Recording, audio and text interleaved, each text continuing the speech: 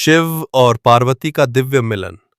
भगवान शिव और माता पार्वती का मिलन केवल एक प्रेम कथा नहीं, बल्कि ये साधना, भक्ति और धैर्य की पराकाष्ठा है।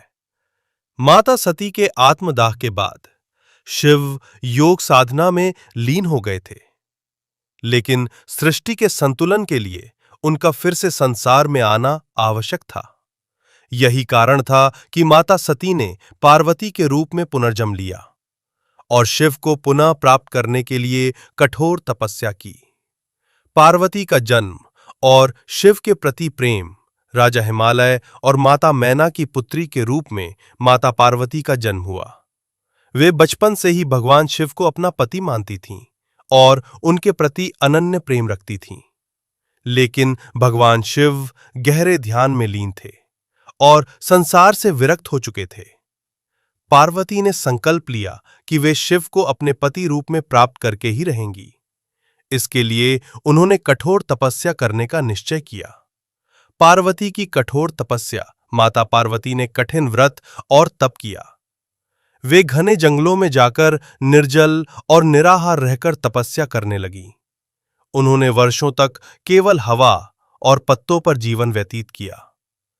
उनकी कठोर तपस्या से प्रसन्न होकर देवताओं ने भगवान शिव से अनुरोध किया कि वे पार्वती के तप को स्वीकार करें। शिव का परीक्षा लेना। भगवान शिव माता पार्वती की भक्ति की परीक्षा लेना चाहते थे। उन्होंने एक ब्राह्मण का रूप धारण कर पार्वती के पास जाकर कहा, हे देवी, तुम एक सन्यासी को क्यों पाना चाहती हो?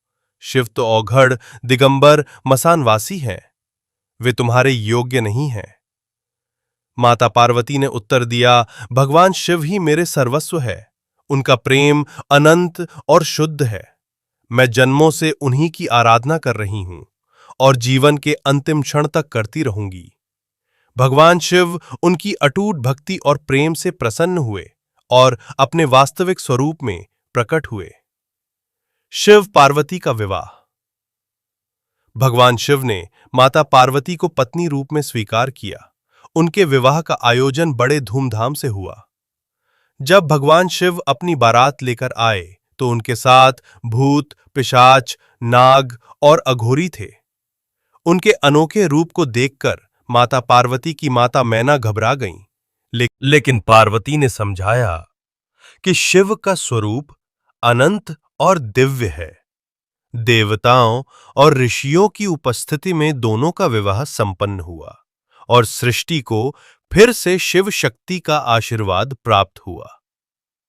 शिव और पार्वती का मिलन केवल प्रेम की कहानी नहीं, बल्कि ये सिखाता है कि सच्चे प्रेम में समर्पण, धैर्य और तपस्या का विशेष महत्व होता है। जो प्रेम सच्चा होता है, वह हर कठिनाई को पार कर अपने लक्ष्य तक पहुंचता है। हर हर महादेव। जय माता पार्वती।